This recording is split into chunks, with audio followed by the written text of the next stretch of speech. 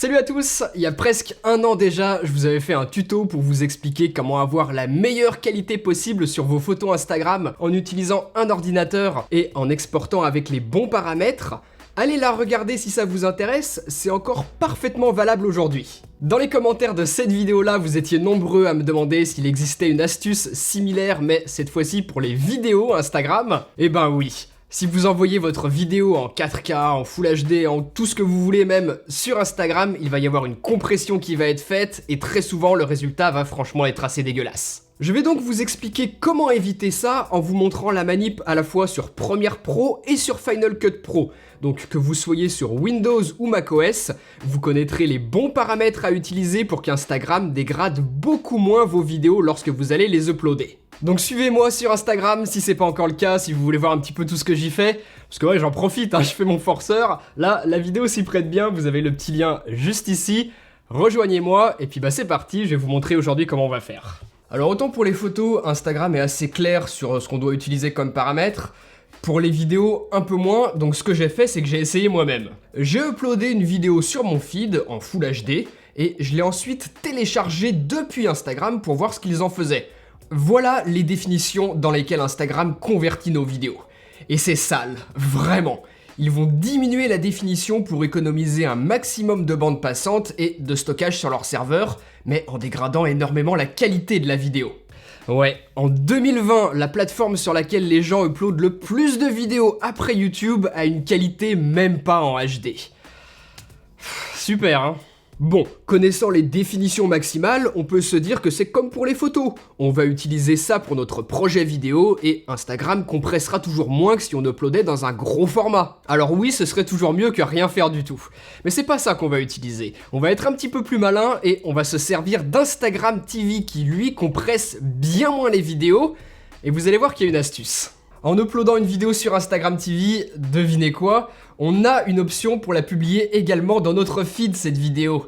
Et ce sera la même qualité que sur Instagram TV, et non pas la qualité d'image un peu nulle, comme je vous l'ai expliqué, que l'on aurait si on postait notre vidéo de manière classique, comme tout le monde le fait, à partir de l'interface classique d'Instagram. Donc il me restait plus qu'à trouver la qualité maximale que supporte Instagram TV, ce que j'ai fait, et voilà ce que ça donne pour une vidéo en paysage et une vidéo en verticale. On est tout de même nettement au-dessus de la définition d'une vidéo postée à partir de l'application Instagram, comme tout le monde le fait normalement. Bien, maintenant qu'on connaît les paramètres à utiliser, il ne reste plus qu'à passer sur le logiciel de montage. Suivant le format dans lequel vous voulez publier votre vidéo, horizontale ou verticale, choisissez et enregistrez ces paramètres-là au moment de la création de votre projet vidéo dans le logiciel de montage. Moi, pour l'exemple, ici, je vais créer une vidéo au format vertical pour occuper un maximum de place lorsque l'on navigue sur mobile. Par contre, je me suis aperçu que toutes les vidéos postées sur Instagram sont converties en 30 images par seconde.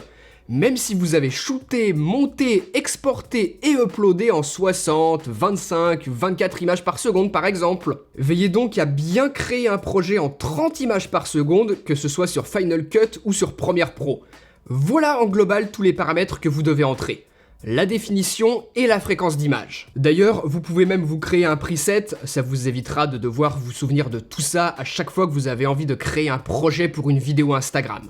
Votre preset sera sauvegardé ici et vous pourrez le retrouver facilement à tout moment. Voilà, donc là, dans mon projet qui est en vertical, vous voyez que si je glisse une vidéo à l'intérieur qui a été tournée en 16/9, elle ne remplit pas tout l'espace. Donc ce qu'on va faire, c'est qu'on va jouer avec l'échelle, de façon à remplir tout l'espace, c'est le plus important pour que ça s'affiche de la meilleure manière lorsqu'on la visionnera sur mobile. Donc on augmente l'échelle jusqu'à que ça remplisse tout l'espace, et vous voyez que je peux me déplacer un petit peu dans l'image. J'ai évidemment beaucoup plus de choix avec ce qui se trouve à la fois à droite et à gauche de ce qui va uniquement être affiché à l'écran. Sinon, si vous savez dès le départ que ce que vous allez filmer va uniquement terminer sur Instagram, vous pouvez directement shooter en vertical, que ce soit avec votre smartphone comme ça, ou alors avec un appareil photo, vous vous mettez en position verticale et ce sera beaucoup plus simple.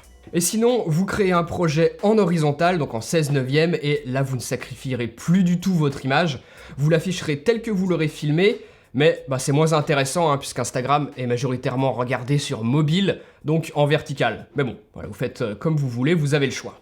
Voilà, on a notre bon cadrage à la verticale, mais je vous le disais tout à l'heure, on a créé notre projet en 30 images par seconde, parce que de toute manière, Instagram va convertir en 30 images par seconde. Mais ça c'est chiant, parce que si vous avez filmé en 24 ou 25 images par seconde, ce qui a de très fortes chances d'être le cas, eh bien il vous manque des images. Et ça, suivant ce que vous avez filmé, ça peut très vite se remarquer. À ça, je vous propose deux solutions. La première, si vous savez que votre vidéo va finir sur Instagram uniquement, eh bien filmez directement en 30 images par seconde, que ce soit sur votre boîtier, votre smartphone ou même une action cam par exemple. Donc 30 images ou 60, 120, etc. Un multiple de 30 si ensuite vous avez envie de faire des ralentis. Donc ça, ok, facile.